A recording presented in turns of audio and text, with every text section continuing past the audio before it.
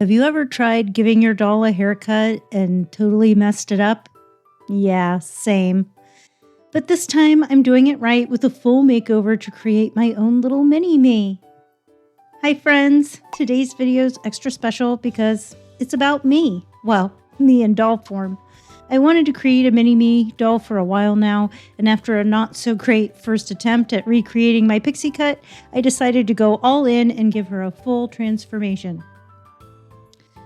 I decided to give her a hairstyle that I wore in my 40s. Fresh re-rooted hair, custom painted blue eyes, piercings, facial markings, and tattoos that match mine, including a black and gray sleeve, and covered her legs with a patchwork leg sleeve just like mine. On screen, I'm wrapping my finger with some clear tape. It both protects my finger from the 4 hours of repetitive scraping with the sharp needle, and then also helps the needle to glide more smoothly underneath the hair, making it easier to pick up the hair on the needle. Another tip that I picked up actually from the Doll Planet videos is knotting the hair. It can be more challenging when the hair is short like this, so I may mix back and forth between knotting and not knotting the hair. To knot the hair is actually quite simple. First, you just have your doll body hold part of some of your hair supply. I have this cut to 9 inches in length. And then you wrap it around your finger and you pick up both sections of hair where it's overlapped onto your needle and plug it into the head. Today I'm mixing it up. I'm starting above the ear. We'll show you a couple times getting some hair plugs in, and then I'll set the timer for 5 minutes. I'll speed it up. I don't know about you, but I love watching that time-lapse footage where something goes way faster than real time.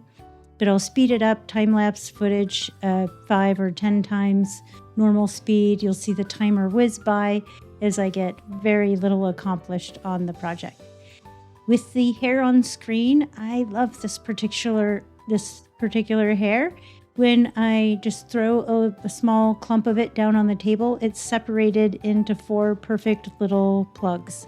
And that's the way this hair works. So just each time I want some hair, I grab a small little clump, drop it on the table, and let it separate itself for me.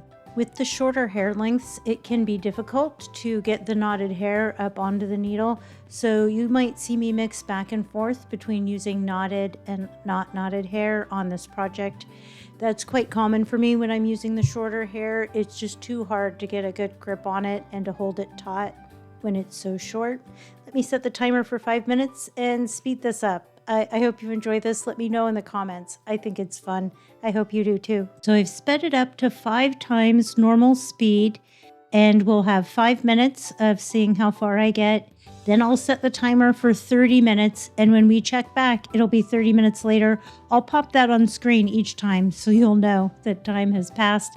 I think that might be helpful so you can see how little is getting done. I finished all the way around the hairline, and I got a couple rows up the back. Here we are.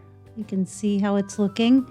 On a project like this, it's important to root the hair in first and to do any face painting later. So the pressure is really on with the face paint to make sure that it comes out nice and that I don't ruin it and waste all the time I spent putting the hair in. Aside from accidentally wiping off the face or spilling paint on the face, should be all right. We'll see though, won't we? This will be my first time repaint, so I thought it would be fun to have a little bit of chit-chat during the time that this is sped up and that you're watching the rerouting process. So first I thought it'd be fun to talk about why I chose this doll and why I decided that she would be my target for the mini-me.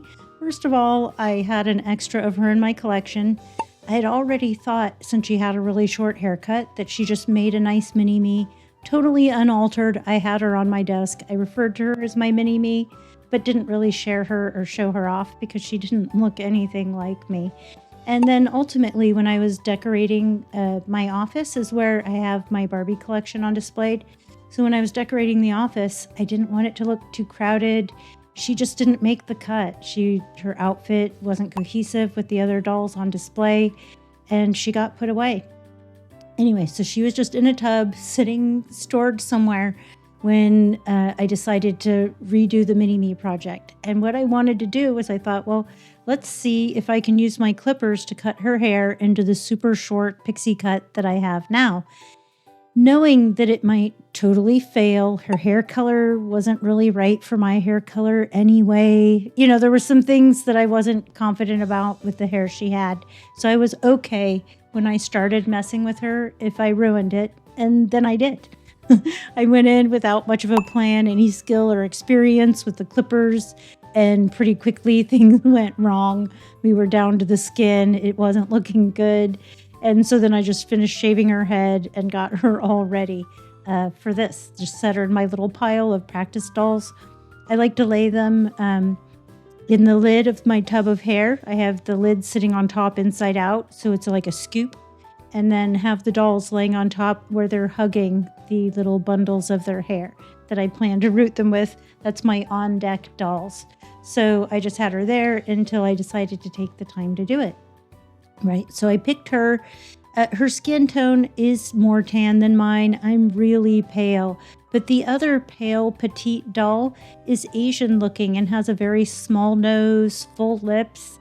I have a big nose and thin lips, and I felt like of the Barbie dolls, this doll had a nose that more closely resembled the shape of my nose, and for a Barbie doll, she did have more thin lips than some of the other dolls. Certainly more than the Asian-looking doll.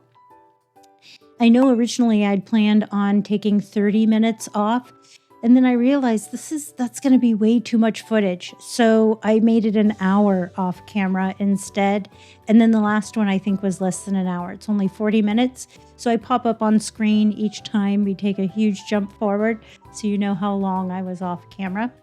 But yeah, so I picked her because she's petite, so she's, short. If she was short and curvy, that would be even better, but they don't make petite curvy dolls, at least not yet. And so, so I picked her for those reasons. She has brown eyes, so that's why I decided to paint them blue. I have blue eyes, and then I have some moles on my face and on my neck, and I imitated those. So just wait for that. And then the tattoo part I thought was really fun. It got kind of scary at a point because I'd never seen anybody seal in their temporary tattoos on their dolls. I didn't watch a lot of videos, I'll tell you. I do a few seconds of research, see if there's anything out there. If I don't find it immediately, I give up and then just go off on my own because that's how I like to do it.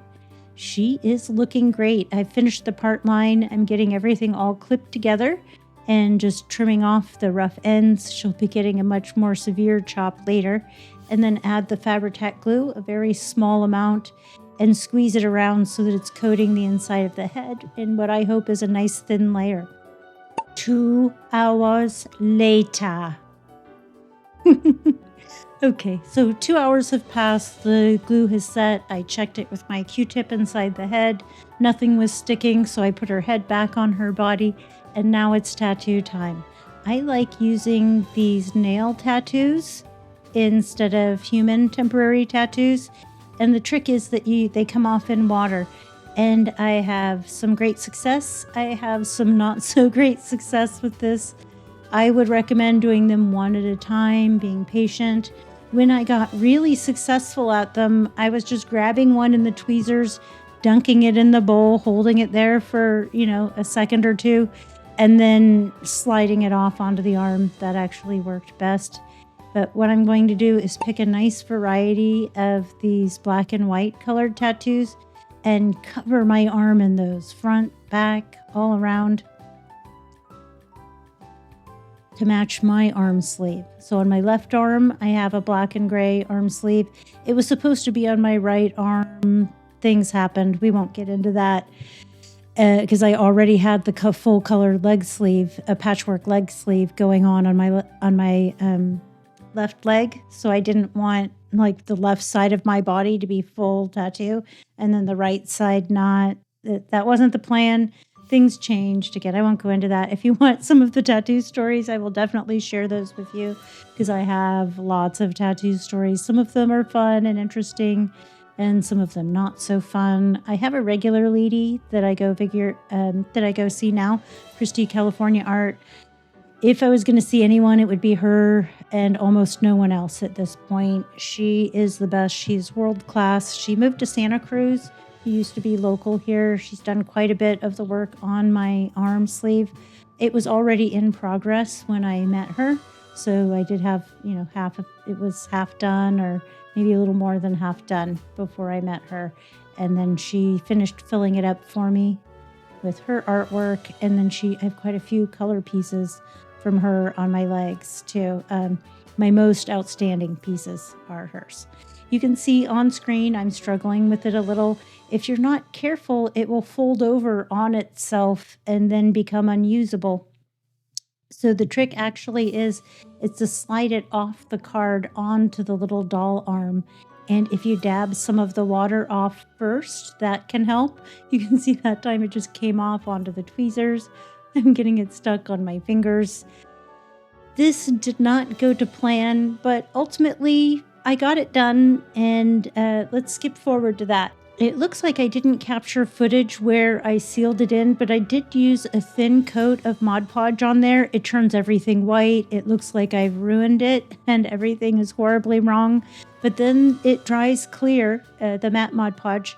It dries clear, and then the tattoos are just gently sealed in. They would still easily wash off with some really hot water, but that way they won't just brush off quite as easily as if I did nothing to help hold them on. Okay, now let's cut forward to where all the tattoos are on. I've got her piercings. She's fully dressed and posed and ready to go. Thank you so much for hanging out with me while I turned this little doll into a mini-me. I loved every step of this makeover. Even the tiny piercings and tattoo details made me smile. If you've ever made a mini-me or you plan to, I would love to hear about it in the comments. She's got tattoos, the hair, the boots, the nose ring, everything but my diet soda addiction. Thanks for coming along. If you like this one, there's so much more chaos and creativity where that came from. Like, subscribe, and I'll see you in the next Glam Lab. Thanks for watching, and as always, happy doll hunting. Have a great day.